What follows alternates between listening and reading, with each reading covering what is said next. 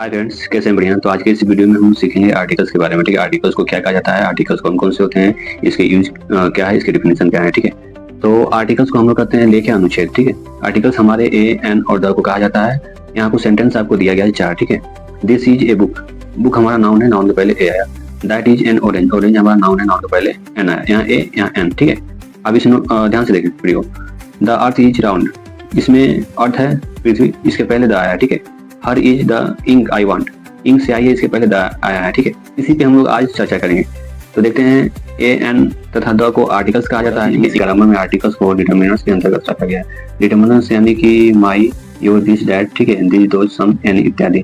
तो इन पे हम लोग चर्चा नहीं करेंगे। आज हम लोग चर्चा करेंगे ए एन द यानी कि आर्टिकल्स के बारे में। ठीक है, आर्टिकल्स हमारे दो प्रकार के होते हैं। डेफिनिट आर्टिकल्स यानी कि निश्चित, जिसमें द का प्रयोग किया जाता है। इंडेफिनिट यानी कि अनिश्चित, जिसमें ए एन का प्रयोग किया जाता है। ठीक है, यहाँ कुछ सेंटेंस दिया गया है, जैसे this is a boy, it is an egg. ठीक है, that is the pen I want. तो इसमें ए एन का प्रयोग हुआ है, इसलिए हम लोग इसे इंडेफिनिट कहेंगे। यहाँ ए एन का कोई भी प्रयोग इसमें नहीं है, इसलिए हम लोग इसे डेफिनिट कहेंगे। ठीक है, जो कि इसमें द का प्रयोग हुआ है, द का। ठीक है, आइए देखते हैं। ए एन का शाब्दिक अर्थ होता है एक या कोई। ठीक है, एक यानी कि कोई, एक वस्तु। कोई में यानी कि अनेकों आ जाएंगे। ठीक है, किंतु द का कोई शाब्दिक अर्थ नहीं होता है। आर्टिकल्स नाउन को डेफिनिट या इंडेफिनिट बनाने में मदद करती है। ठीक है, यहाँ कुछ सेंटेंस दिए गए हैं, देखिए ध्यान से। This is the boy, that is the car, it is the pen. ठीक है, this is the ant, that is the ox, it is the egg.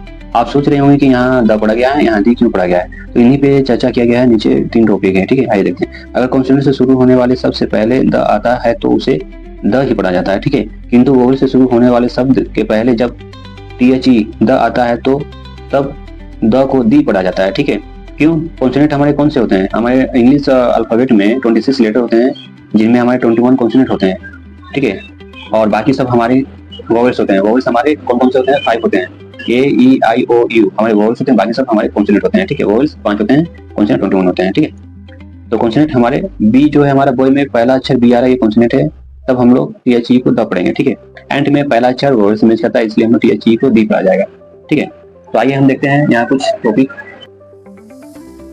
जैसे यहाँ देखिए, यूज ऑफ आर्टिकल्स। ठीक है, नोट में लिखिए पहले आप। आर्टिकल्स ए एन द का प्रयोग नाउन जैसे कैट, हैड, ठीक है, एलिफेंट, टाइगर, इंक, पेन से पहले किया जाता है।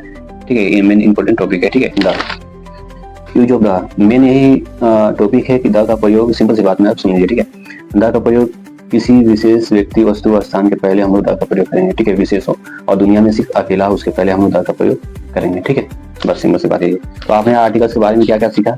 आर्टिकल्स के बारे में आप सीखा कि ए का प्रयोग कब करते हैं? जब भी कॉन्सोनेंट से शुरू होने वाला शब्द हो, उसके पहले हम लोग ए का प्रयोग करेंगे। और वोवेल से शुरू होने वाला शब्द है तो उसके पहले एन का प्रयोग करेंगे। द का किसी भी विशेष व्यक्ति, वस्तु, स्थान के पहले हम लोग द का प्रयोग करेंगे। और केवल पूरी दुनिया में कोई एक वस्तु हो, ठीक है, विशेष हो, उसके पहले द का प्रयोग करेंगे, जैसे सन, अर्थ, मून इत्यादि, ये सभी। ठीक है, तो ये वीडियो अच्छी लगी तो लाइक और सब्सक्राइब करें और हमारे चैनल से जुड़े रहें ताकि आपको हर अपडेट मिलती रहे। धन्यवाद।